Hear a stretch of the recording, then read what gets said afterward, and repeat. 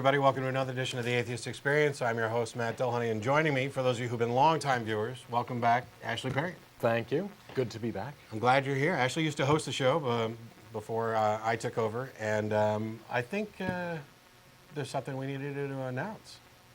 Need me to announce? Sure. In my new spot? In your new position as co-host, that you're not just filling in today. That I'm not just filling in today. Actually, Jeff D. has decided to take a little leave of absence for the next year or so.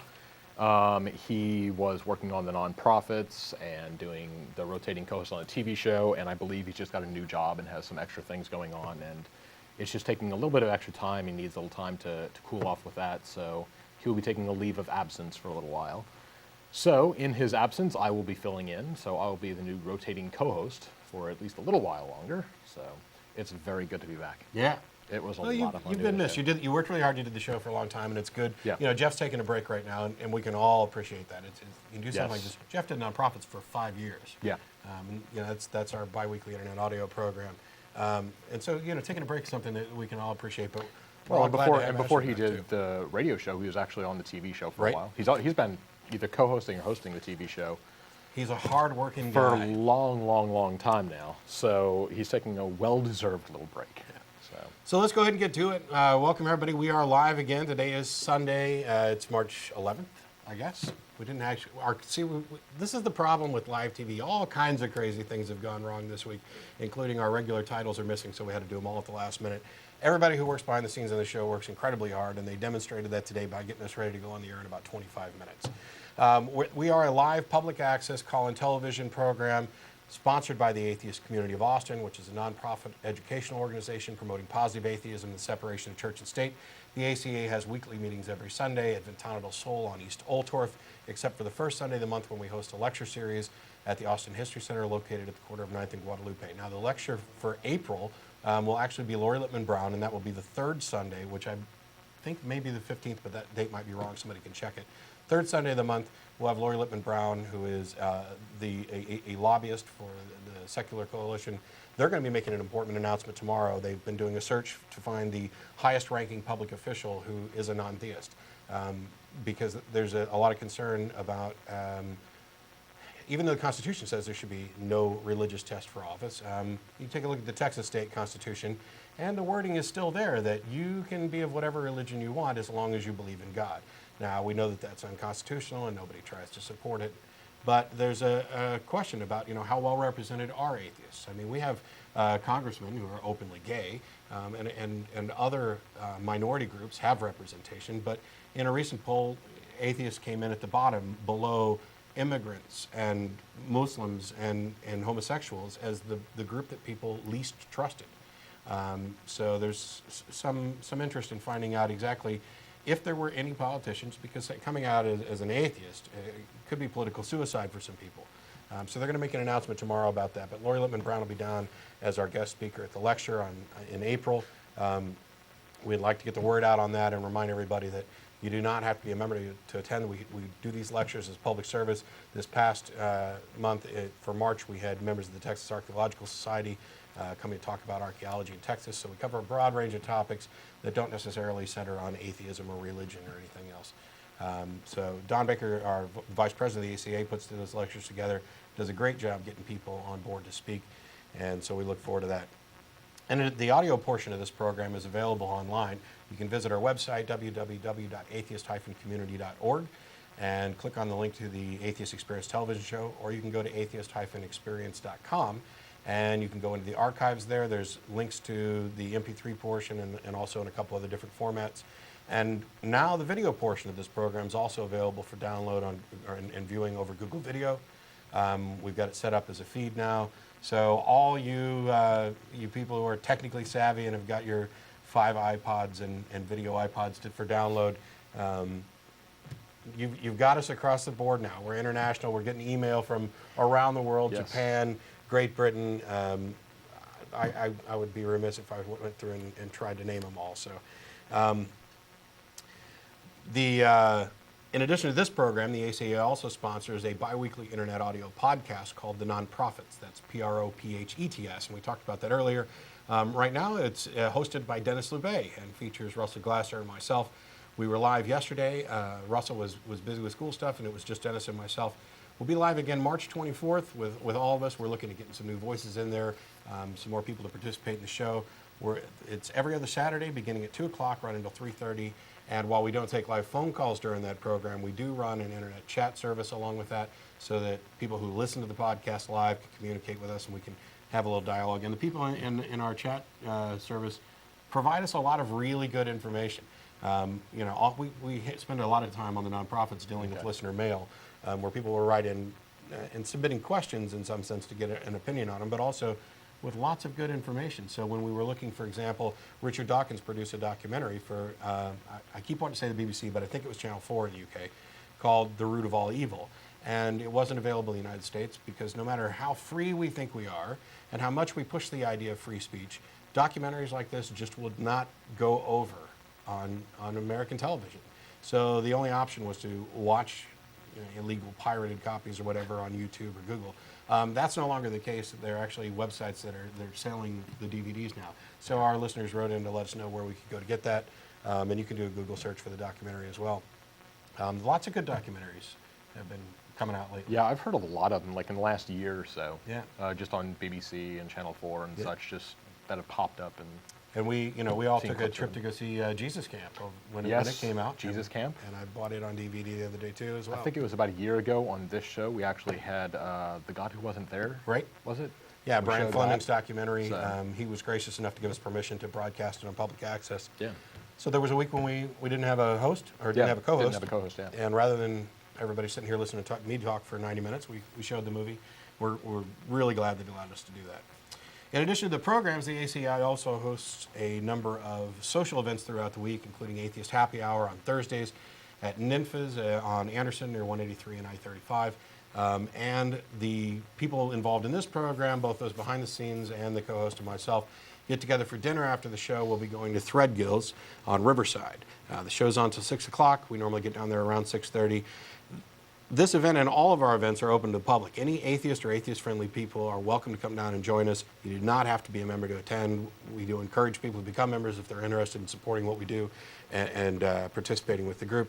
But we're glad to have anybody come down, as long as you're not coming down to harass or proselytize or preach. I mean, for the most part, we're just having dinner.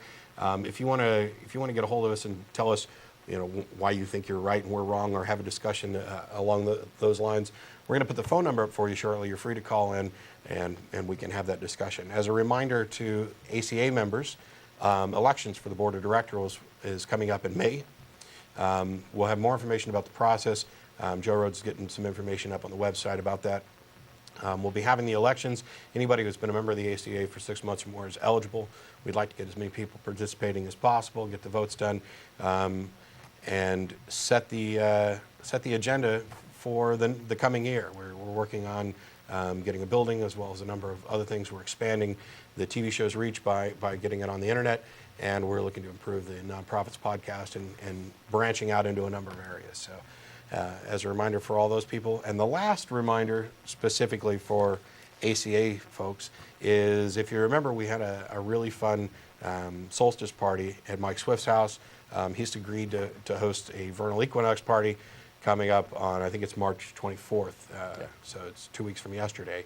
If more information for that is available in the members portion of the ACA website, because that is one of the events that's mostly restricted to members, although I think there may be some guests involved. Mike would like to get RSVPs, so any ACA members listening who'd like to go, please stop by the website and get him that information. Okay. And I'll save the other announcements. Save them for what? I don't know. As we get closer to May, I've been rambling for like 10 minutes. Okay, all right. You've talked enough. It's your turn. Okay. I've had the show for a year, so now you talk. My turn to take over for a little while. Okay, wondering what I should do when I came back. I got notice that I needed to fill in a couple weeks ago. It turns out about 2 weeks ago or so, I got notice of a World Wellness Weekend that was coming through Austin, and apparently it's something that kind of travels around the country. It's a nationwide show. It's basically all the alternative medicine and chakra study and crystal healing and Shambhala and stuff like that. And so they were having their little dog and pony show in town. It was very interesting. I wanted to go to this just to see what kind of stuff they would have. It was actually a 2-day show over a weekend. I went pretty much all day on a Saturday. I got there relatively early and stayed all day. They even had the keynote speaker on Saturday night was Deepak Chopra. So I went and heard him. For the first time, I'd never read any of his books or seen him speak or anything like that. So I wanted to get that in there too. But just a couple initial observations about the show. It was downtown the convention center. It was kind of interesting that a lot of the stands and stalls and shops, for lack of a better term, didn't have all that much in them. They were very bare. It was a couple people with a table like this and a couple chairs and a laptop running a PowerPoint slideshow. Maybe some handouts or something like that. And that was about it. That was maybe half the stalls right there that were just pretty much barren. There were a lot less gems than I expected. They always have these, here's these amethysts which will cure your heart disease or whatever. Those were more or less absent, but there was one shop that was selling a lot of them. There was another one which I want to get a couple pictures of because these were very interesting. Here's a picture of one of them. Now, these are about the size of a magic wand. I think about 7, 8, 10 inches, something like that. We're working on getting the picture. It'll be up in a second. But they claim to be a big earth crystal in the middle. It's wrapped in copper wire. It's got some kind of geometric orb, they call it at the end, which is basically copper wire. There you go. You can kind of see that. It's a little bit washed out, but let's see if I can do this. Helps perhaps a little bit. We spared no expense to bring these graphics to you today. No expense to bring these to you. But yes, the blue that you can see is basically what they call a Siberian quartz, which I'm quite sure, you can switch back to the camera, I'm quite sure that's going to be just a lab-grown crystal because these things are about 7 inches long. There's no way that you're going to get that clear, that colorful, that pure quartz or anything in that size and have it be natural. And they wrap it with copper wire. And they wrap it with copper wire, and I believe that's either brass or copper at the top, who knows what. But basically, it moves energy around. It allows you to align your chakras and transfer energy and do who knows what. I mean, on one hand, they look kind of neat. I like geometric art and those type things. So when they got, lots of geometric patterns in them, I think they look kind of cool. So these were looking kind of neat. A little flashier and gaudier than I like, but anyway. So I walk in to see what it was, and these things, again, they're only about 7 to 10 inches long. There are some that were perhaps yay big, 3, 5 inches, something like that. They were like $200, $300, $400, $500 for these things. They were not cheap by any stretch of the imagination.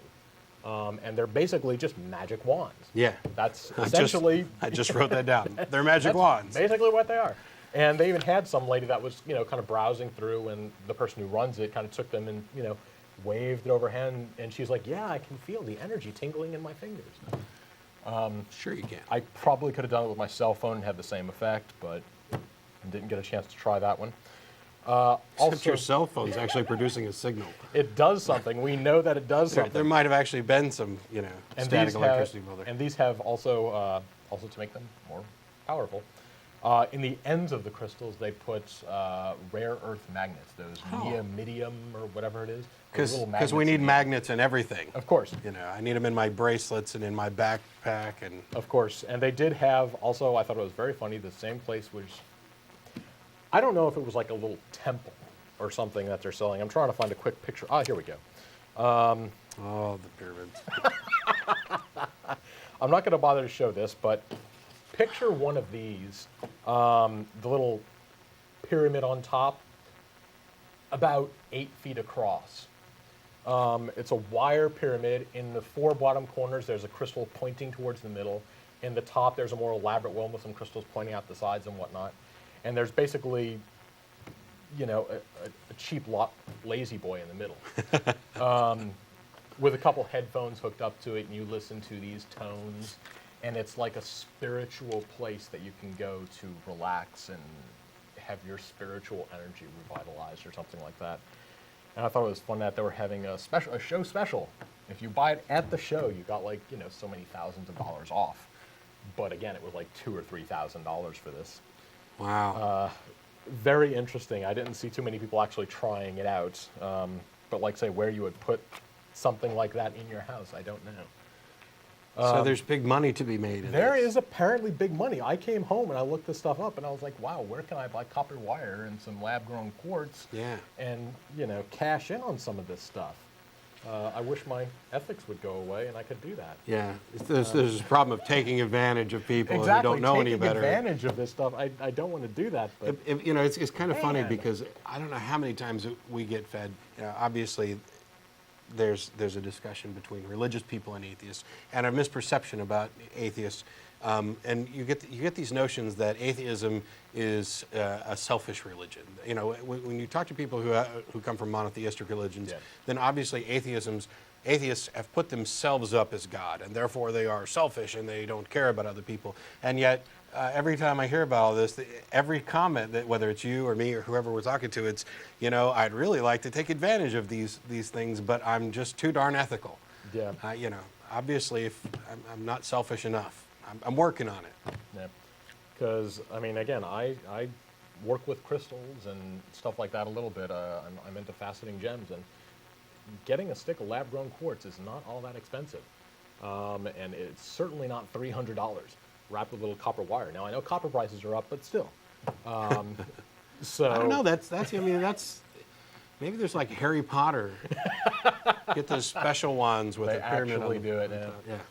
It's crazy. Another interesting thing that I saw at one of the stalls was this bed that you could lay down in. I think this was something where you would go in for this treatment, right, versus you buy it and bring it home.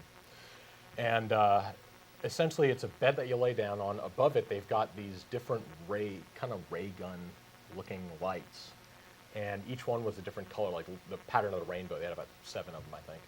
And I'm assuming that you lay down this and they point at the different chakras and you shine a blue light at your, heart chakra or something like that. It re-energizes it. It really looked like something that you would see in a medical procedure from the 1950s. See, I was going a different route. I was like, and no, Star Mr. Trek. Bond, I expect you to die. No. It was I have a it was green not- crystal into your heart chakra, and it will kill you in 30 seconds. No, this was definitely a 1950s, here's the blue and the pink and the green lights shining on your feet and whatnot. It was very interesting. They also had the Scientologist there. Oh, boy. Which I was going to go in for the free evaluation, but I didn't get a chance to do that. They had a lot of free stress tests.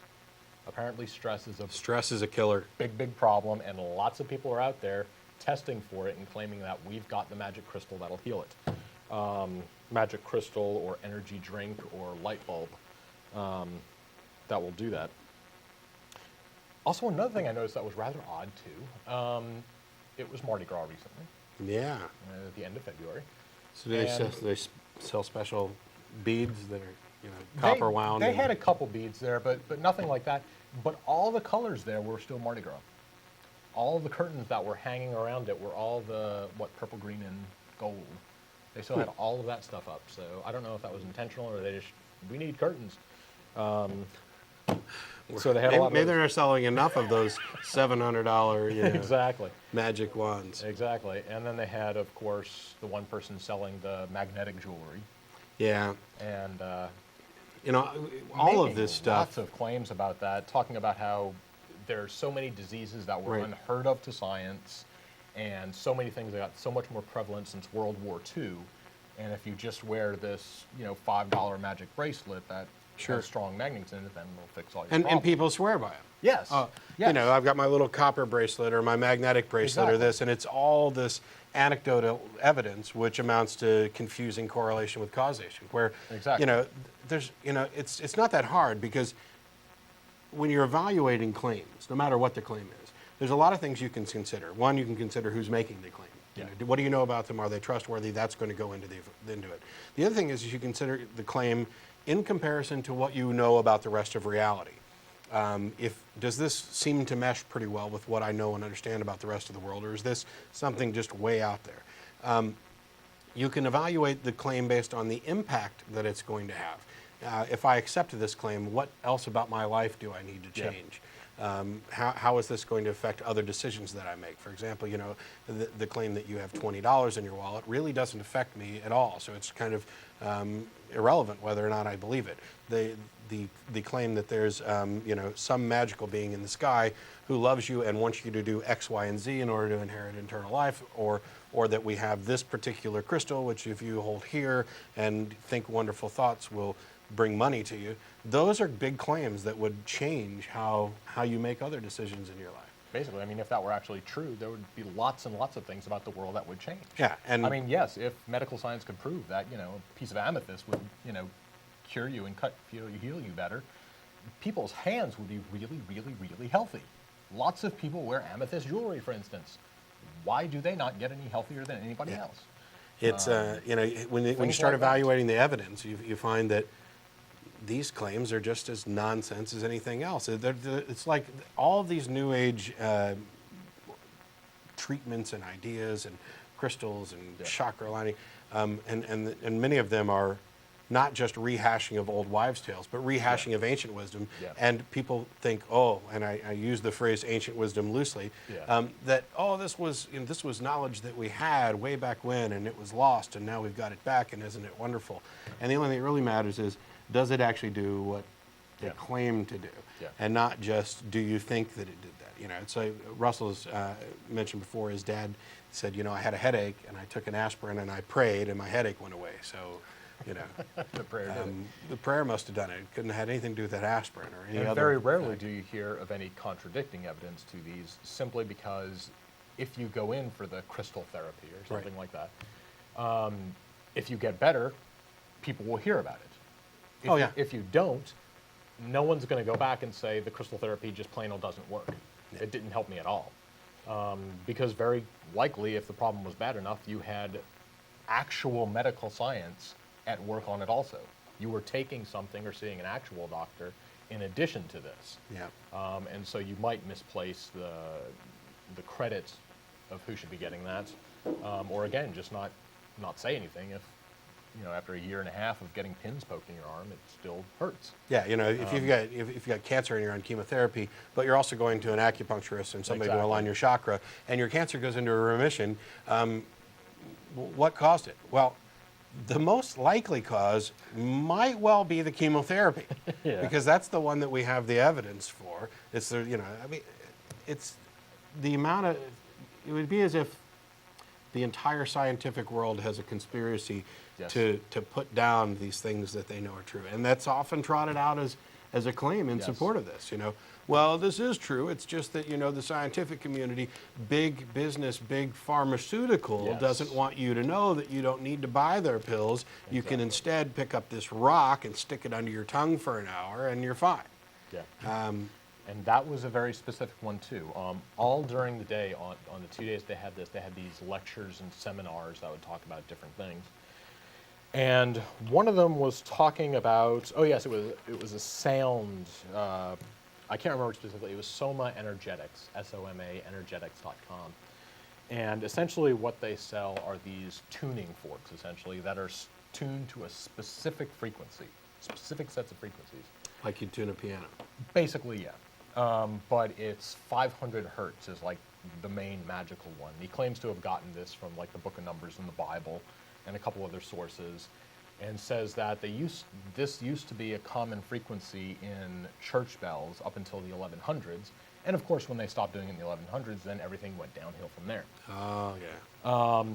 And then he brings out other things recently, talking about, this guy was very much like a preacher. They even had somebody in the back who was going like, he'd say, if you tune it to 500 megahertz, then you can, alter your DNA, and it fixes your DNA. That's what we need. And to make me look more like a preacher. The guys out in the studio, yeah, brother. But yeah, I mean, this guy, he specifically brought up. It reminds me of. Did you remember the Mythbusters things. episode where they looked for the specific frequency that would make you? Yes, the brown note. The brown note, and of course it was phony. Yes. We won't explain what that is, but you can look up brown note. But this guy here was talking specifically about the suppressed technologies, like you mentioned. He brought up Tesla, and one of Tesla's big things that never, actually made it out of theory was he wanted to deliver essentially wireless power. Essentially, you could deliver electricity over the air and just, have an antenna up there or something like that. And that apparently just doesn't work. But according to this guy, you'd think that it does work completely, and GM or somebody is out there suppressing it. Also brought up cold fusion. Oh, yeah. Those guys from a couple of years ago saying, this is being suppressed, but obviously offers no evidence to it. And he talks about DNA being broken and such, and how if you have this certain frequency noise, it can repair DNA. He doesn't mention how, and there was even apparently a biologist there who was listening. At the end, he kind of raised his hand and said, "What do you mean by it fixes broken DNA? What does that mean? Can it cure a disease or something?" And he was saying, well, you're looking at DNA as being too much of like a molecular machine, and it's really just, energies. No, it's not. We know DNA fairly well, and it's pretty much a really nifty machine. Yeah, it's this nifty little chemical. Yeah, and having sounds in there is, it's not going to rearrange it so you don't have Parkinson's anymore. Well, the other thing is that you are constantly, your body is constantly receiving all sorts of frequencies from all around. We would just be falling apart if any of this was true. Yeah, which is also, that reminds me too, not something I saw here, but talking about homeopathy, where they'll say if you take, the special chemical or leaf or whatever, and you soak it in water, then you take a little bit of that water and you dilute it, and take a little bit of that and dilute it, and the more you dilute it, the stronger this medication is. Yeah. In that case, tap water would be lethal. Yes. Because tap water has been through pretty much everything on this earth, and it's been diluted, incredible amounts of times. Therefore, it should be absolutely lethal because it's so strong. Somehow they don't talk about that. I don't know why. I remember the calculations, the common dilutions for homeopathy. It's like 10 and 30 Cs and stuff like that, which basically is one drop in 100 in a volume of water as big as our solar system. That's how much active ingredients left after that amount of dilution. Yeah. Is one drop in a volume of water as big as our solar system. Yeah. That's insane. I've heard like a molecule in a swimming pool type Yeah. thing of the active ingredients. So James Randi runs around and they've got those homeopathic tablets and homeopathic, he mixes up homeopathic mixtures of arsenic and stuff like that. And, Yes. I'm going to commit suicide. I saw that, the mass suicide that they had in Europe somewhere, where they had like 20, it's a group of skeptics out there. They took like arsenic and all these different, deadly nightshade and stuff like that. It was a homeopathic mixture of these, and they all got up on stage and took one of these tablets. That was a good one. I like that. Oh, they should have taken 2 of them. Then it would have worked. They didn't dilute it enough. Trust me, when there's not a single molecule of the original substance left in there, you're lying to yourself. Water doesn't have a memory. Yeah, water does not have a memory. It doesn't remember what was in it and have healing properties. And like cures like is not a valid. Yeah. We'll have to hammer homeopathy again one of these days. Yes. Specifically. We had fun with that.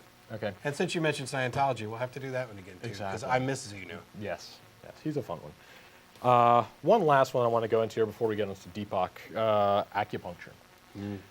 Which actually, this is one of the better ones of the guy speaking, because he was more realistic in his outlook. He was basically saying that there is no scientific evidence out there. There's no evidence that anyone has seen of some kind of energy flows that go through your bodies on certain meridians, and if you poke it with pins, then it, alters your chi or anything like that.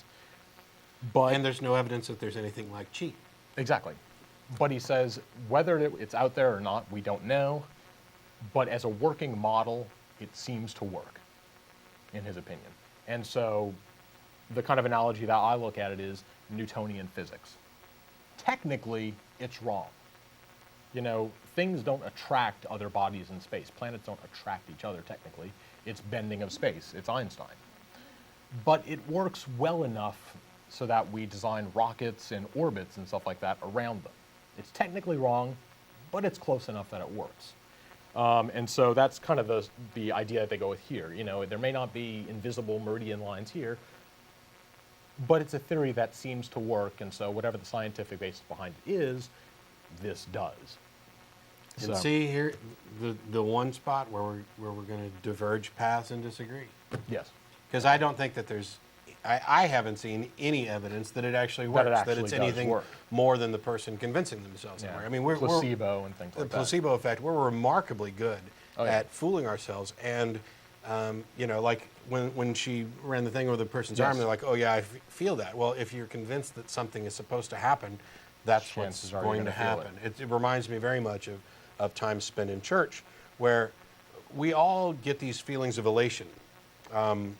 You know, you've seen a movie that was particularly moving. Maybe it brought you to tears, or made you happy, or gave you goosebumps, or scared you, or a piece of music that you've listened to, an opera, or whatever. It just brings every fiber of your being up to that. You're so excited and everything else. Well, in church, when you're having these musical ceremonies and you know, people are singing hymns and you're all singing together and praising and everything else, you can have a very similar experience. And the thing is that before the experience, somebody tells you you're going to be filled with the Holy Spirit. Yes. So when you have this perfectly natural sensation, you say, they said I'd be filled with the Holy Spirit. I've now experienced something that I don't have a good explanation for, therefore it must be the Holy Spirit.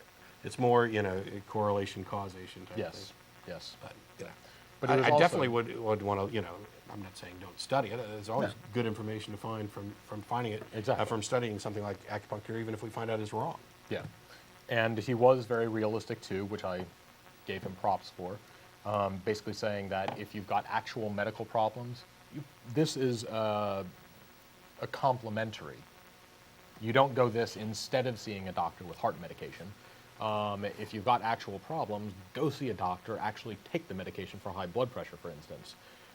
This may help a little bit, or, you know, if you're kind of that borderline case and they're saying, well, you know, we're not going to put you on medication yet, but just watch your diet, go see it. Something like that. He kind of gave it, you know, here's something to try, but if you've got actual medical problems, don't stop taking these drugs and instead, you know, stick pins in your arm. It's a little bit different from, for example, you know, the Christian scientists who won't go see a doctor. Exactly. And these people who are offering, you know, faith healing and stuff, saying you're cured, so you no longer, because at least they're being responsible that way. And if the guy's saying, you know, you need to go see a real doctor, but I'll stick needles in you if it makes you feel better, oh, okay. Yeah, no big problem with that. If you know what you're getting into, go for it. But yeah, that was interesting, because again, the other guy with the 500 frequency tuning forks, he was kind of going the opposite direction, saying medical science today doesn't really help as much. You should instead hit these tuning forks and listen to the sounds, and that'll cure you. Frankly, I while those who may view it as a complementary medicine, as a way, something in addition to regular medical treatment, okay, maybe you're not hurting anything. Frankly, I'd say take the money that you were going to spend on the complementary medical treatment, get the real medical treatment, and, you know, go have a nice dinner. Yeah. Or in the case of some of these magic wands, you know, fly to Europe and get a second opinion. Get a good doctor and good dentist and a good dinner. So, all right. Like I say, I still want to go over Deepak Chopra at some point and just talk about him. If we want to take a couple callers first, we can do that. Sure, we can do that. So we got Darby. Are you there? Hi there, guys. How you doing? Good. How you doing?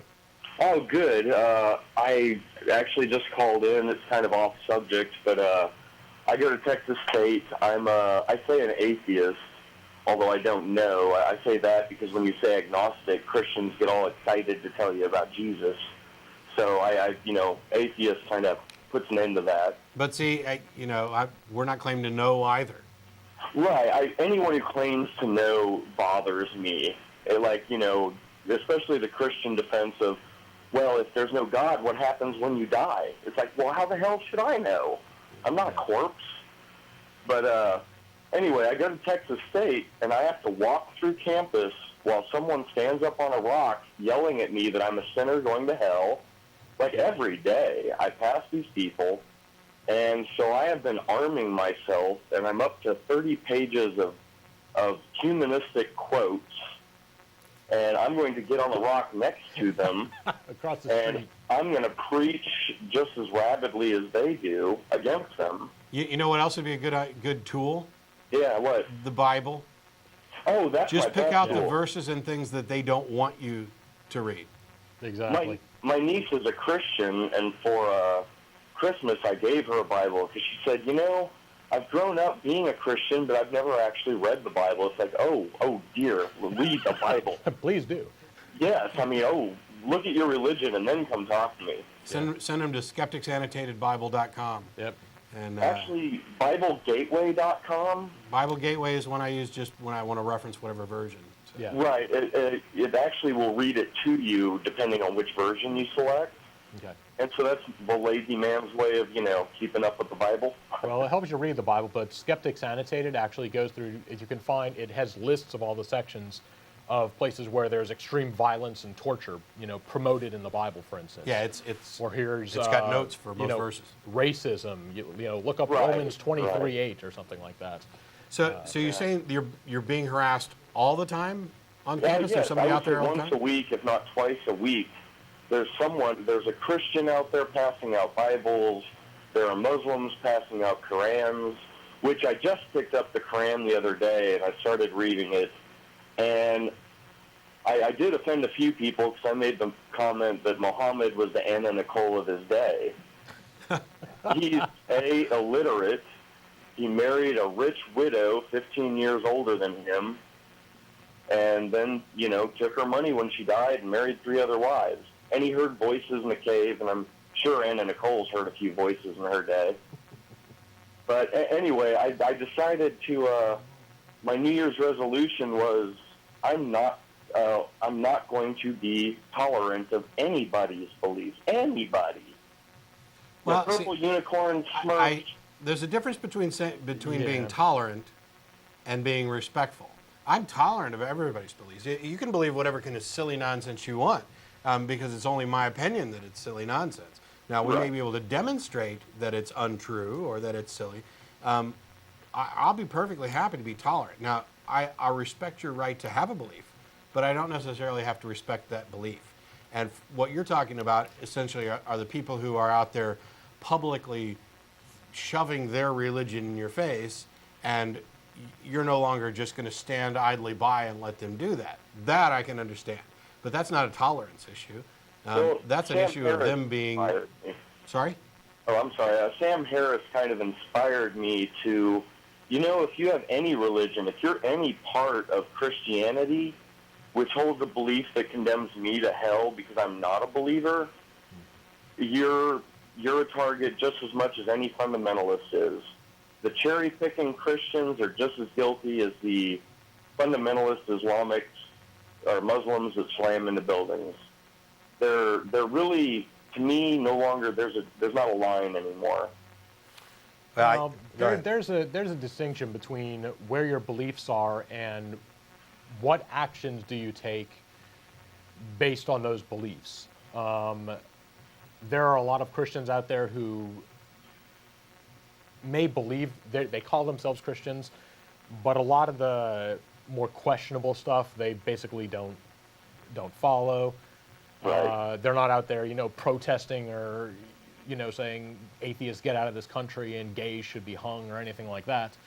And so them, I question their beliefs and such, but they're not causing any great harm.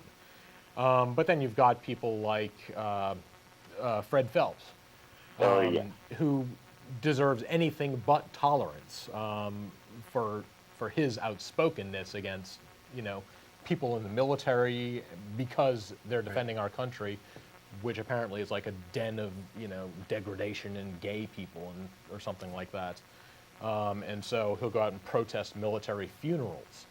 He'll go protest churches and things like that. That's just disgusting and despicable. But yeah, if there's somebody out there who is actually, spouting off about their beliefs publicly, they have every right to do that. But you and everybody else also have every right to go up to them and say, no, you're wrong, or I disagree, and here's why. That's We certainly don't have to stand by and let them stand on their rock and spout off, without argument. Yeah, I happen to think So- that all religions are wrong, and that all religious beliefs are wrong and potentially harmful because of the way they're fostered, because of what they're dependent upon. This notion that faith is a virtue, that believing things without having a good reason to believe them is a good thing. I am strongly opposed to that, but I'm more concerned with what actions people take on behalf of their beliefs than what their actual beliefs are. I'd love it if the whole world was rational. I'd love it if we had enough respect for our kids to make sure that we taught them how to think and gave them evidence rather than teaching them what to think and shoving dogma down their throat and encouraging them to have, maybe a skeptical eye with regard to this, but this idea over here, this is our religion, and it's immune from critical examination, and it's founded on faith because there's no reason that faith doesn't spill over down the line to other things. And just to point out, whether that dogma be correct or not, teaching it is a bad way. It should again be taught, how do you think? Yeah. Versus learning 1 + 1 is 2 and just that's it. Don't wonder about it and just learn these things. Versus, well, let's figure out how this works so that you can do it yourself. There are ways to go about this. So I definitely agree with you about Sam Harris. He's been very inspiring. He's extremely well written, and I think for the most part we're on a similar page, if not the same page, in that you are right to challenge this guy if he's going to stand up there, and street preach and try and say these are my beliefs and I think they should be yours too. Then you should have every right to challenge him on those things and not just, well, okay, we're going to let you say whatever nonsense you want and move along. Well, yeah, I mean, I actually, it's kind of pointless to even challenge them, really, because usually everyone in the audience already finds them ridiculous. yeah. So what I want to do is actually at Texas State, it might be 50-50. Yeah. But, I decided just to... it's not only the people that spout off, it's anyone that even has the pretense of Christianity that donates money to these causes like the Operation Blessing that goes straight to buying, bulldozers for Nigeria or whatever. They're part of the problem just as much as anyone standing on a rock. Yeah, I think there's I've mentioned before how I consider on one level liberal Christians and liberal believers to be part of the problem, if for no other reason than they cite the same holy book and have many of the same beliefs, and they share a label with people who they don't agree with. I'm pretty sure Reverend Barry Lynn, who's incredibly reasonable and a very liberal Christian, I'm pretty sure he doesn't like the fact that he's associated with Fred Phelps. And while I appreciate the work that he does with regarding separation of church and state, I have to ask myself, if you don't want to wear the same label as this nut job who's making you look bad, why haven't you changed labels? Why haven't you changed holy books? And isn't your liberal belief, let's say you convince somebody to come in and believe what you believe, isn't that, I don't want to use the doorway drug analogy, but can't it lead directly to fundamentalism? Because if you're going to exercise faith, if you're going to toss out good critical thinking skills and accept these handful of beliefs, then it should not be hard to accept the other beliefs as well, especially if you get in a situation where times get tough, which is why after 9/11, church attendance across the board soared. We're in a trying time. And so people reach out for whatever kind of solution or hope or comfort that they can come to. And if you're a liberal Christian, maybe you became slightly more moderate. And if you're a moderate Christian, maybe you became slightly more fundamentalist. And that's where I definitely see them as part of a problem. And they vote that way, so that's a definite problem. Yeah, there is the voting issues. Their money goes to support the politics as well as the Ted Haggards, So even that little dollar they throw in the plate every Sunday, that's a problem. Every little thing they do actually when you compound that by millions, it becomes a huge problem. Yeah, I'd much rather see us working together towards a good thing. Thanks a lot for calling in, Darby. Hey, thank you, guys. Appreciate it. One more thing I do want to go into really quickly, though, talking about debating street preachers and such. Yeah. One thing you do have to know your stuff when you do that, for several reasons. One, sometimes they are just kind of wackos out there, and easy to shut them down or give counterpoints, stuff like that. But I know I've seen videos of Kent Hovind out there from years and years and years ago. I think he used to come to Austin or Florida or wherever he was at the time, and he would go out there and street preach at colleges and whatnot. He knows his stuff really, really well. And one thing that a lot of religious folk have going for them is that their arguments are very easy to put in a nutshell, but they're very difficult to argue against in a limited amount of time when you don't have a good base of knowledge to work He'll say against. one thing that's just a flat assertion, but it sounds like Exactly. a solid argument. But it's going to, and he can say it in 10 seconds, and it might take you 30 minutes. And oh, by the way, you need to bring in experts to refute. Yeah, it takes 30 minutes to counter his 5 seconds. I've seen him. Assertion. He's a young Earth creationist. He talks about the flaws in radiocarbon dating. Exactly. And pulls up a handful of examples where they've Carbon dated living clams that show to be 10,000 years old, Right. for instance. And in reality, and I don't have expensive graphics up here, but you can actually kind of nutshell why he's wrong too. There's some really good information available on the web as well. But if you imagine like all of the results from this particular type of radiocarbon dating showing up on a graph, he's picking out the wild exceptions, and he's also ignoring that we don't just use one method.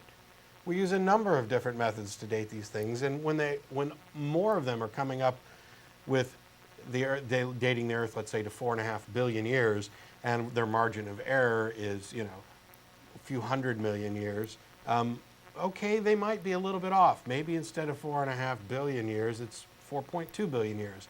But the point is, it's nowhere near 6,000 to 10,000 years. If you actually think that the Earth is closer in age to 10,000 years than it is to 4 billion years, you simply haven't considered the evidence. You're looking to find the evidence and the arguments and the claims that match your preconceived notions. We can talk all day about the problems with different religious beliefs. We can talk about creationism versus evolution and what gets taught in the classroom and why. But this idea that the Earth is 6,000 to 10,000 years old should have gone away with the idea that the Earth is flat. And I realize there's a couple people out there still clinging to the notion that the Earth is flat, but we don't give them the time of day. And we certainly shouldn't be giving the time of day to people who think that the Earth is 6,000 to 10,000 years old. Let's go on. We've got Scott. How you doing? Hello? Hello. Hi. Yeah, I was calling about Satanism. What kind of Satanism? What are you going to do to get them out of it, or is it good or bad? It depends on what you're talking about. I mean, there's a philosophical Satanism that's was pushed by Anton LaVey, which is, it's not an actual worship of Satan. They don't believe that there's an actual Satan to worship. It's a very self-centered philosophy. But it started because of the Bible, right? No. No? Not LaVeyan Satanism. Well, they hate God. How can you? Well, what I'm saying is that, much like atheists, I'm not convinced that they believe that there is a God. I certainly don't hate God. How can I hate something that I don't think exists?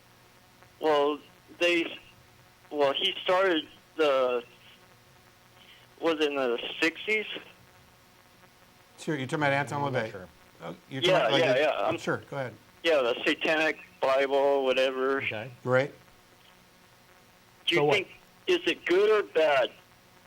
Do you want them as atheists? I think philosophically there are some fine points about Satanism, and I think philosophically there's some fine points about Christianity and many other different things. The Satanism that I think you're talking about, while it definitely would qualify as a religion, and they would like to be seen as a religion, it is a non-supernatural philosophy. I don't happen to agree with all of their tenets, and but I'm not quite sure what you're really asking. No, do you think people should get out of Satanism if they want to? Sure. I think people should get out of anything if they want to. So is that a good thing? A good thing to get out of Satanism if you no longer want to be a Satanist? No, to be an atheist. Is being an atheist a good thing? Of course I think it's a No, good thing. to get out of Satanism to be an atheist. Do I think it would be a good thing for somebody to stop being a Satanist and identify themselves as an atheist? Yes. Sure, because right. I think anybody who exercises good rational judgment and considers the evidence, I think atheism is a very valid label to put on yourself, because all it says is, I don't have a belief in a God or gods. Yeah, I know. That's it. So there may or may not be one. You haven't closed your mind, but you've basically said there's no good reason to believe. And of course, I think that anybody who says, I want to believe things for good reasons, and if there's not a good reason, I'm not going to believe them, good for them. Well, this is for the person right next to you who just got married. Okay. Don't need heaven's eyes to see Queen's right. True. Queen's right's on stage sometimes. Yeah. Is this James, or is this just somebody else trying to No, pretend this like is Scott. This is God? Scott. No, this is not No, God. Scott. I'm sorry. You sounded so much like a crank that I just assumed you said God instead of Scott. I hope I'm not God. I kind of hoped you were, because I'm really wanting to get some answers. But thanks for calling. We got Jay. How you doing? Oh, pretty good. I hadn't talked to you in a good while. Hey, how you been? Hey. I'm going to disagree with both of you. Good. Okay? No, good. Because I have enough Cherokee in me, as my background through my father and everything. We believed in things that were natural. Now, I have been diagnosed with prostate cancer for 8 years. Okay. Haven't touched it. I run my doctor up the wall for the home remedies and natural herbs which I use. Now, when he found out that when they do the biopsies, and I'm going through, oh God, too many, because I'm not going through no more. But anyway, when you do it, they don't understand why they can take it out, and there's the growth, there's everything you need to know to say, hey, you've got it. But when they take it out and put the cultures out to make them grow, they die. And it's real strange. My sister has a form of cancer too, which I got her on something else that we knew from many years ago that it's just natural. Everything comes from the plants. Okay. So I'm not quite sure what you're getting. Are you on a treatment that you're saying is all natural? on my own, yes, I don't do it. Now I'm in a support group that I go to. So I brought information to them, and I said, I don't tell you to practice this and that. But some of them now have gone back to M.D. Anderson to I don't know what the guy's name of the doctor, but when he read it, he smiled at him, and he asked him, he said, well, then try it. He said, because some of the same things that he's telling you to do now were what we are finding out works. Okay. From natural herbs and just the natural, plants you get up to do. Yeah. So I go back to believing that if you've ever noticed, I think Chinese people live longer than we do. And Okay. they go through, as you were saying a while ago, acupuncture and all this stuff, and acupressure. Well, there are a lot of other Yeah. factors that could be entering into something like that. But there are two main things, specifically looking at cancer treatments, which you're talking about, and herbal remedies as an umbrella term.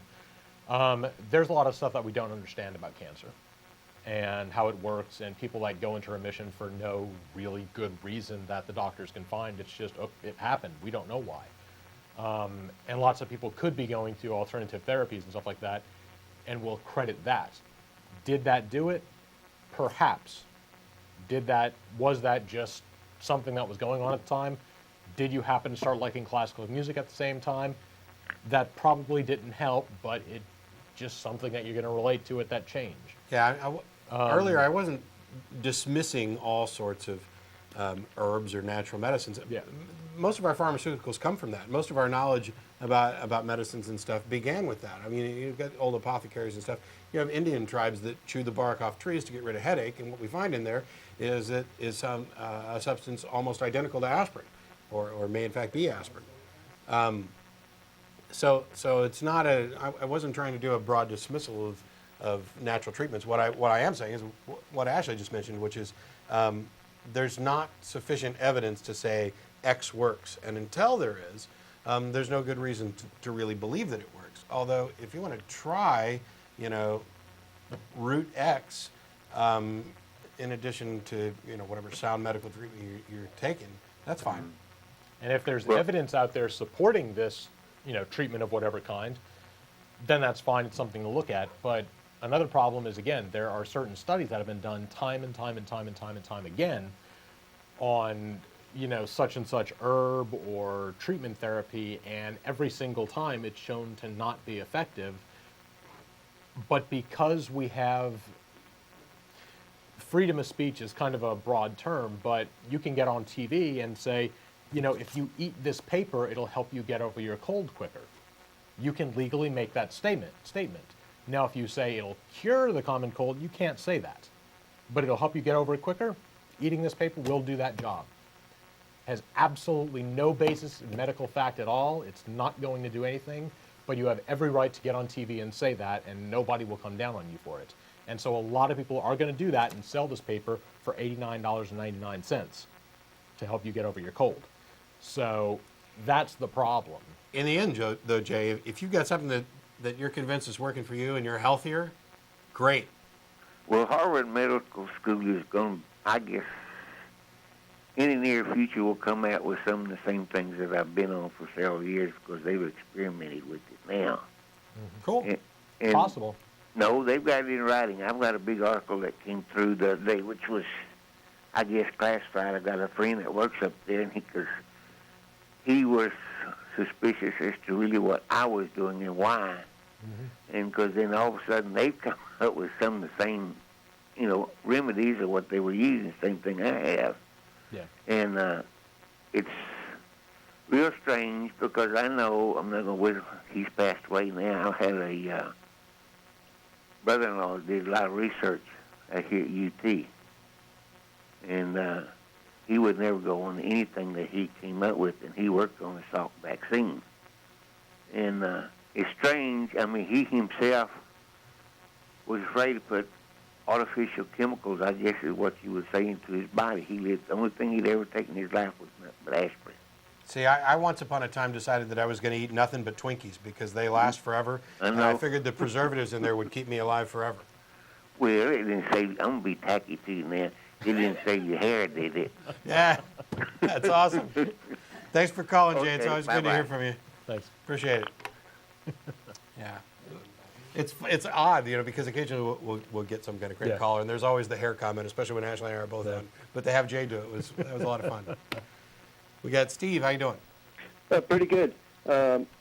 These sort of New Age beliefs that aren't based on a religion, where you guys were talking about some medical kind of things that sometimes you might be able to do an experiment that shows that something works. But what irks me is they always come with this explanation of why and how it works, involving things like there's an energy field that, and this is all hogwash. I mean, if it does work, there is a reason why it works, but don't try and explain it with something that sounds like a scientific explanation. Yeah, they use these really... They love bringing out the terminology in quantum physics and things like that and using it to say zero-point energy and, quantum fluctuations and improbability fields and things like that. And running with those ideas. Quantum physics basically says that you can't know exactly where an electron is, for instance. It's a field of possibilities. So therefore, it's infinite possibilities. We can do anything we want to if we can imagine it. Because, quantum physics says anything can be anywhere at all. Yeah, the new trend of Not latching exactly. on... The new trend of latching on to quantum physics is kind of an extension of the previous pseudoscience language, where you would just use words that are ill-defined and essentially meaningless. energies and what energies? You haven't defined anything. You've used a word, energy or energies, and applied it to this as something that you consider to be an explanation. It's really not an explanation at all. You haven't given me any explanations. Require that you give new information, that you gain new understanding and insight. And saying that this thing tunes your energies, that's not an explanation. It's in much the same way as I've said before, saying that God created the universe, that's not an explanation either. You haven't given any new information and increased my understanding. You've just put a particular label, God, on an unanswered question. I just heard for the first time last week about something called the law of attraction. Yeah, and the there's this secret book called thing. The Secret, and this video. You can thank Oprah for this crap. It basically says that your thoughts are what are controlling the universe, and they basically say they've proven it based on quantum physics of some sort. Yep. I guess because if you look for a wave, you see a wave phenomenon. If you look for a particle, you see a particle phenomenon. So what you're looking for makes things happen. And it is really it just irritated me so much. This friend of mine told me about it. They saw this life-changing video. I went and looked at it, and I thought, oh my gosh. I mean, if you watch it or read about it, it will only take you guys, if I say it'll take you 5 minutes, I apologize for acting like it'll take you that long. See, the thing is that this realize what it's hogwash, This was popular on the internet. This secret thing started off, and it was played up on the internet. And some of us actually talked about it months and months ago. And I was really hoping it'd stay there. But Oprah had to go and find some new frou-frou thing to push. And so she has these guys come on her show and start talking about it. The secret is essentially a claim about the power of positive thinking. Yeah. That if you really, really want something, all you got to do is focus on it and think about it, and it's going to happen. Oh, and in the video for this, they had a biblical thing based on that a couple of years back, the book of something or other, and if you say the certain prayer in the Bible, because basically there was some biblical character who prayed hard enough and he got everything that he wanted in life. And so their basic theory was... It wasn't Job. Yeah, apparently. So basically, if you go and you read that same prayer, you can get whatever you want. And it was basically just, the whole book's premise was, if you really, really want something, you can get it. Now, that would be great to believe. I love that idea. It's bad and it's wrong, but it's a great idea. I would love it if that were true. And we've mentioned this before with regard to other things. Specifically, I've mentioned this with regard to the power of prayer. People say that, prayer is efficacious, and that people, if there were any two true believers who got together to ask for something, the Bible says they're going to get it, which tells me that no two true believers have ever got together to ask for world peace. And likewise, this secret means that nobody has ever really wanted world peace, or we'd have it. Right. It's nonsense, start to finish. One of the annoying things, if you watch this thing or read it, is just that they say things like, they're trying to explain how this works, and then they say things like, well, the law of attraction states that like things attract like things. Therefore, and I'm going you're citing the law of attraction. Where is that written down? It's like citing a equation or something that's been, and it doesn't exist anywhere. Somebody needs our ability to swallow this kind of stuff seems to be unending. Somebody needs to explain the law of attraction to magnets. Well, yeah, they're backwards because they, the opposite attracts there. So they've got it wrong. Magnets have it wrong, apparently. Yeah. So the corollary will be the reason why people don't have success is because there's too much magnetism in the world. That'll be the next thing because it's backwards. Well, this whole idea of this secret really does set people up to be victims, because it basically says if you're not getting what you want out of life, then you're not working hard enough. You're not thinking about it hard enough. You can have whatever you want, and if you don't have it, then you're the slacker. One part of it was this guy was getting bills in the mail, and he had a lot of debt, and it was because, of course, every time he went to his mailbox, he was thinking he was going to get a bill, and that's what was in there.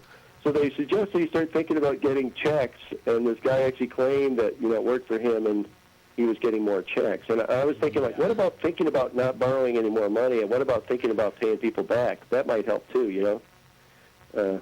Well, anyway. for anybody who's lending any credence to these nonsensical quantum physics claims, we're actually going to have a quantum physicist at Threadgills, and you can come down and ask him.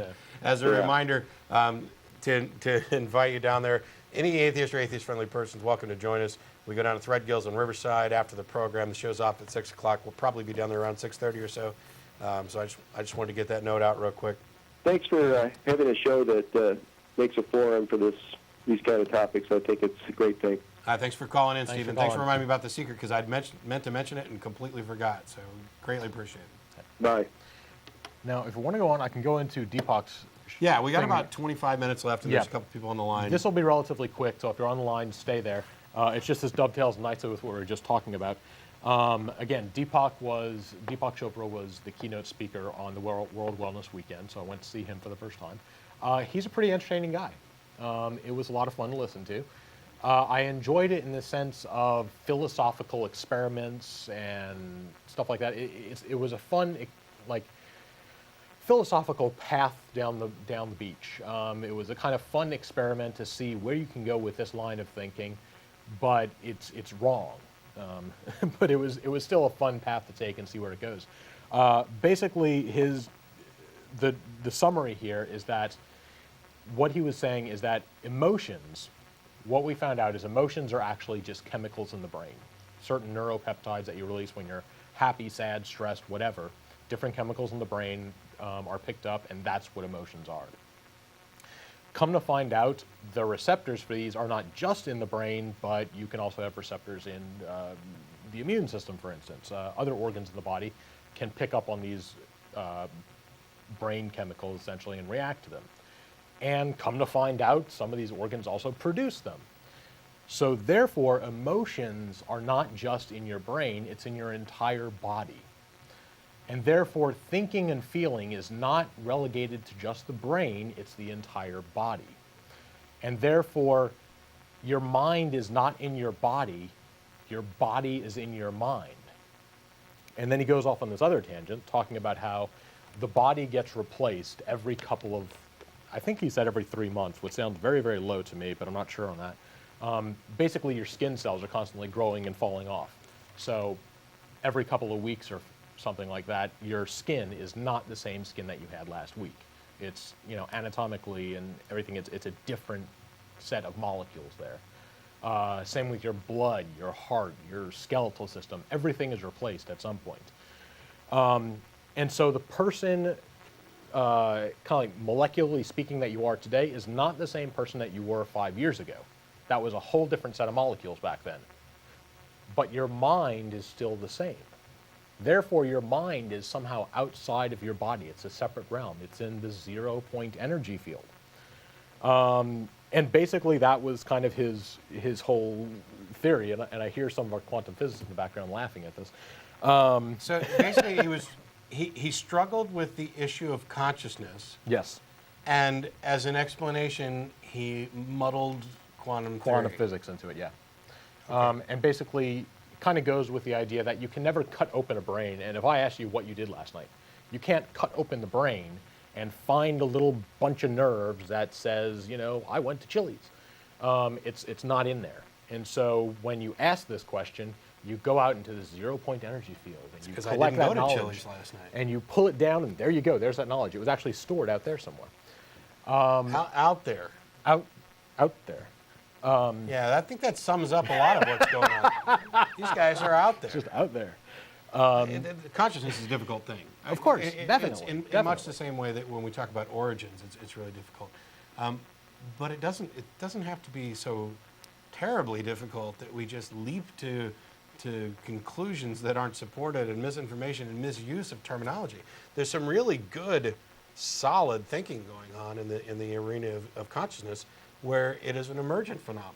Yeah. And Daniel Dennett has a book, Consciousness Explained, although some of his detractors said that it should have been called Consciousness Explained Away. But he's got really good information there, and he's not the only one. He just happens to be one of my favorites. There's no reason, there's no connecting path from A to B for Chopra's claims of, we know that we're a consciousness and we know that all the molecules have traded place, so there must be something else, and therefore, it's like that old cartoon panel where the guy's explaining something, in this step, a miracle happens, and he says, I think you need to look into this step here a little. You haven't really connected the dots. And you've shown us a couple of dots and said they're connected. But. And Chopra also talks about, again, that quantum physics thing about how particles and things like that, we don't actually know exactly where they are and what they're doing at the time. It's a series of probabilities, and therefore anything is really possible. And so when you ask questions and discuss things, that kind of collapses the universe down into a decision of this way or that way. And so, again, if you start thinking about making more money, then the universe will collapse down in such a way that you start making more money. I wish it were like that. Holy cow. But yeah, I'm going to start collapsing things left and right and see what I can come up with. We're going to collapse this program in about 20 minutes. But yeah, I mean, just in general, he was entertaining to listen to. I mean, he's a good personality. It was a lot of fun to listen to. Again, it's a fun philosophical experiment or path to take. I disagree with the conclusions that he comes to. I don't, his understanding of this stuff is pretty slim, but it was still kind of an interesting thing to listen to. But that's that. But again, we will have that quantum physics down there to explain it and possibly clean it up just a little bit. So.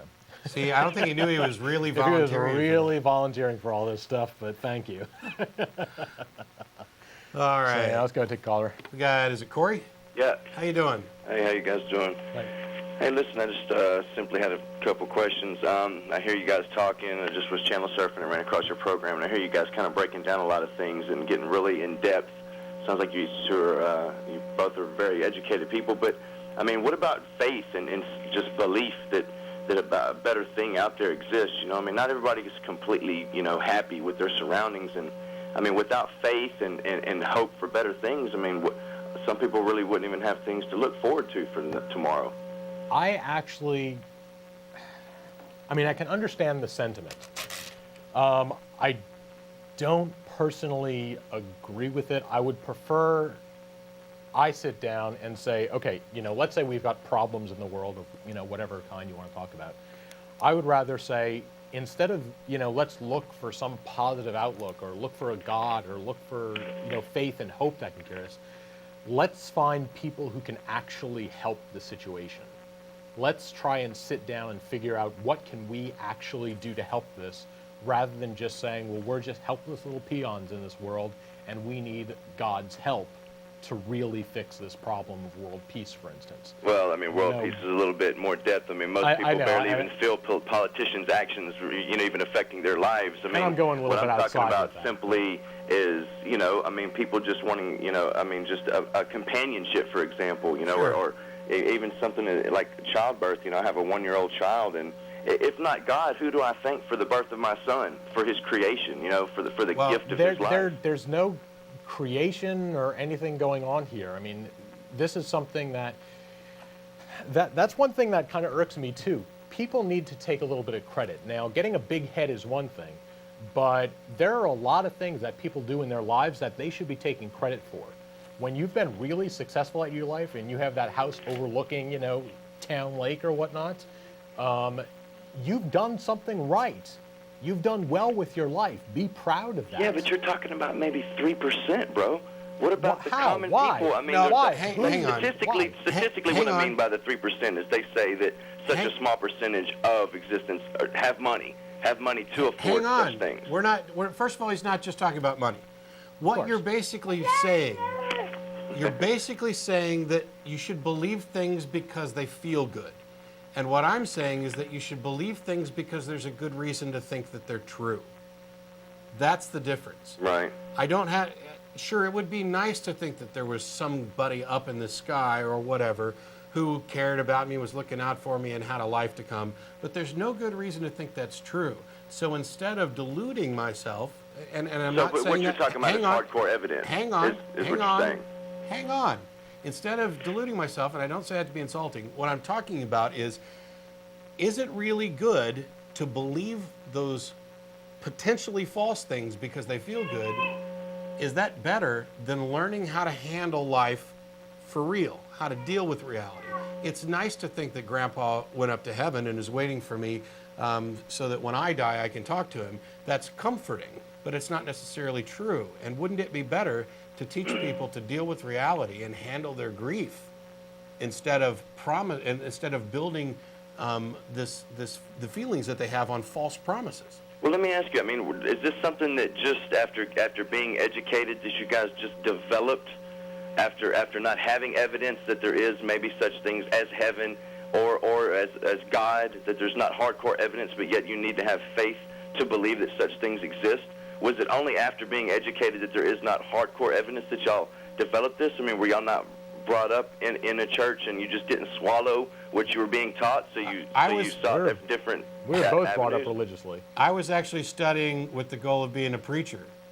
So that's what I'm saying. So you were brought up in being taught such things do exist, but now that's what I'm trying to understand is how, I guess, from coming from that background, you sit where you are today to say that due to not having evidence that such things as heaven and God do not exist.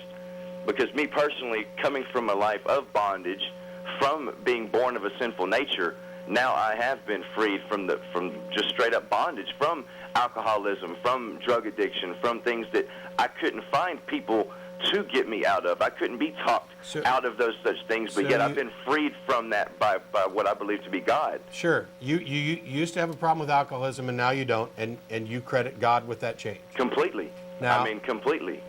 That's and all the things that went along with alcoholism. That's fine. And I just don't understand. That's what I mean is it's belief and it is faith that happened to make me think that it's so. You think I can't give you evidence. You think that God did it, and you believe it. And if that's what you choose to believe, that's fine. I'd much rather you take credit for your own accomplishments. You've overcome something difficult, and you're willing to give credit to something that you have no evidence that exists. Well, I do have evidence that I tried for over 3 years, bro, and I couldn't do it. I went to 4 rehabs. I tried. I put you on hold. I didn't hang up. There's a problem with the mics where we can't interrupt properly. When I'm talking about evidence, I'm talking about evidence, not anecdotal comments, not gut feelings, not, hey, I couldn't do it until somebody gave me this particular crutch with which to do it. Now, I'm not saying that you cannot, even with a false belief, do good things. You most certainly can.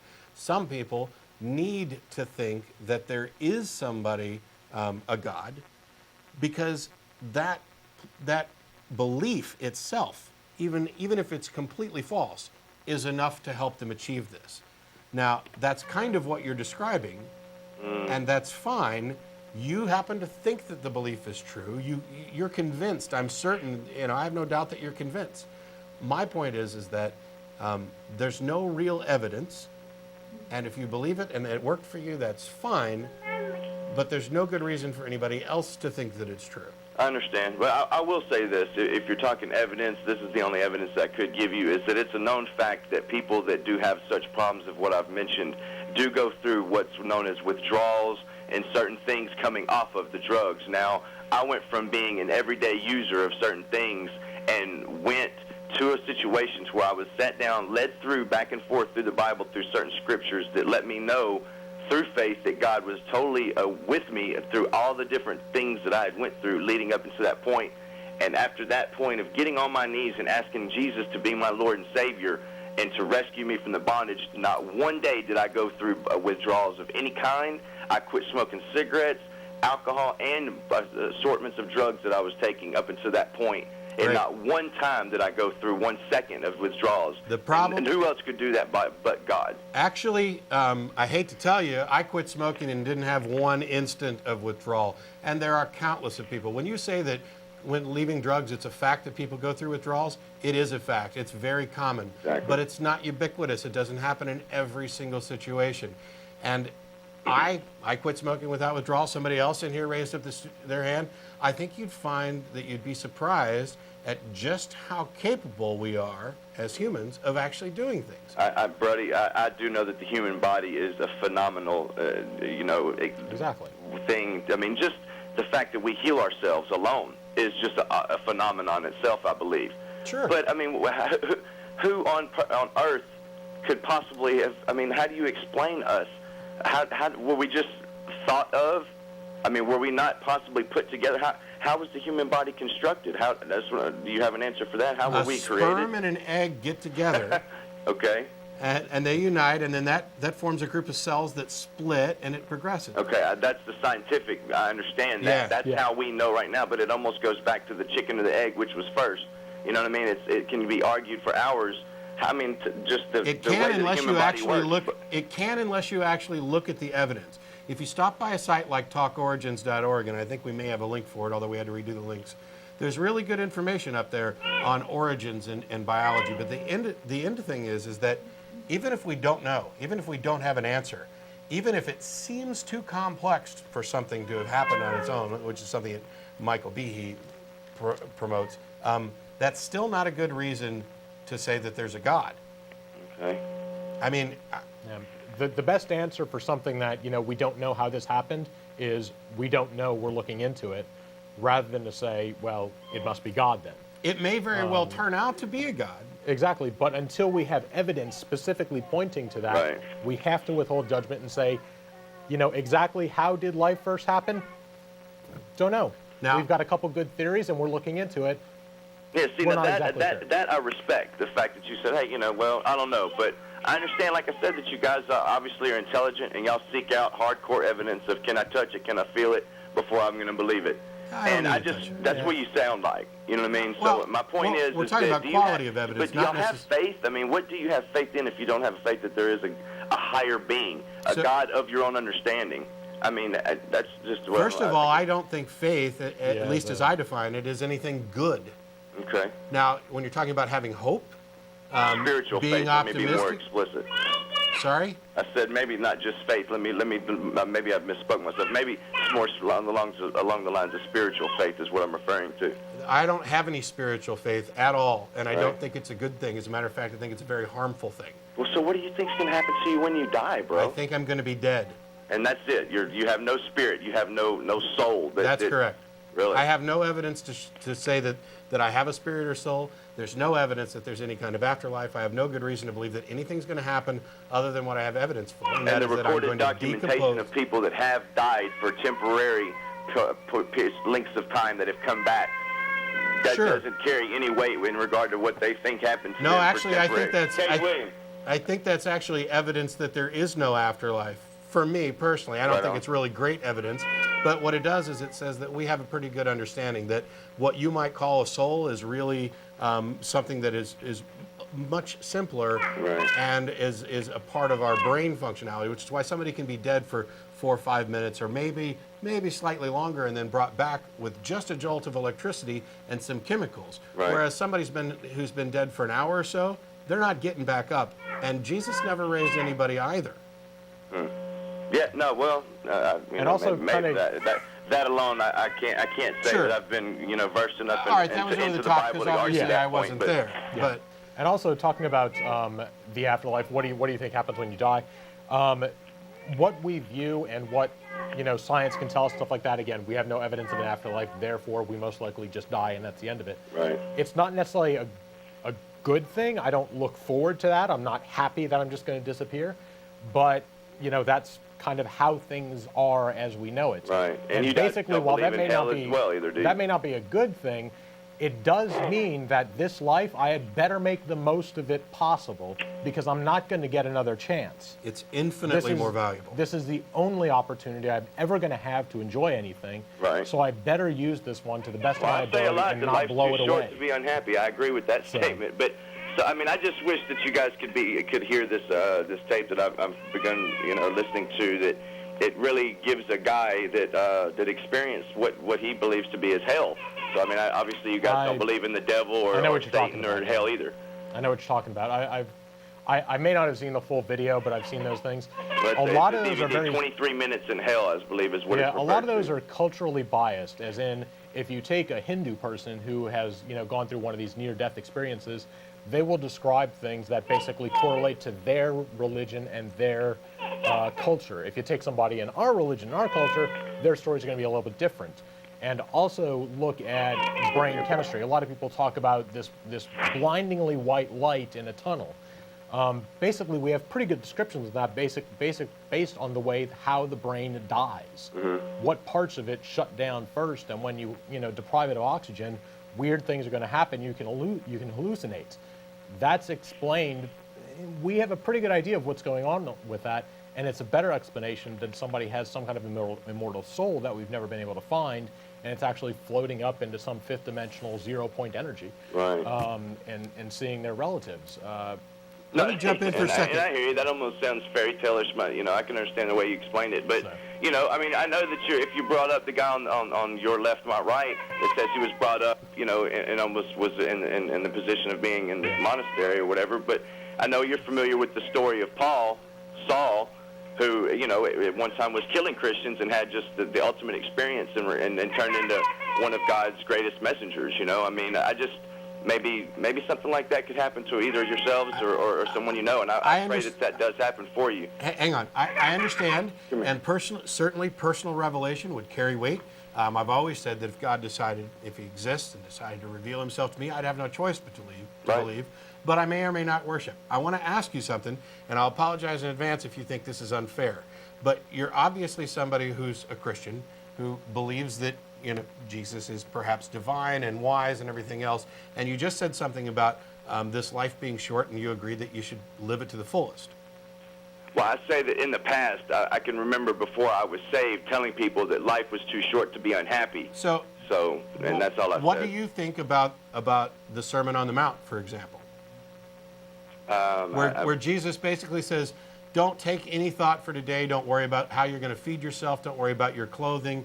Don't worry about anything of that, because God will just provide everything. Sure. People that have complete faith, they do believe that, and hopefully I can get to that point. Like I said, I've only been saved and trying to live the best that I can according to the Bible for 7 months. You can get to that point right now. Sell all your belongings and give it to the poor. I'm pretty poor. You can give it all to me. By the way, also in the Sermon on the Mount, it says that if you're a Christian and anybody asks you for something, you're supposed to give it. Yeah. So you can do all that now and just take that wholehearted leap of faith and not worry about a thing. Right now, I do with what I feel has been required of me based on what I go through at church, and I pay my 10% plus in tithes. I give to people my time, most importantly my time. It's not just about money, you know what I mean? So I've learned that there are different things that God sees. It's better to be obedient than to sacrifice. And that's what I try to do, is be obedient to my spiritual leaders. It's not good to be obedient or sacrifice. What's to sacrifice my time, to give my time for the better of other people? I think that if you're going to pick between the two, sacrificing is better than obedience. Okay, Paying attention to strict dogma. So. We got like 20 seconds because we have to end early. Thanks a lot for taking the time to speak with me. And like I said, I've been meant no disrespect. I hope it didn't come off that way. It's always a good discussion. I got to let you go. Thanks for calling. Sorry to the other callers. You can email tv@atheist-community.org. We'll see you down at Thread.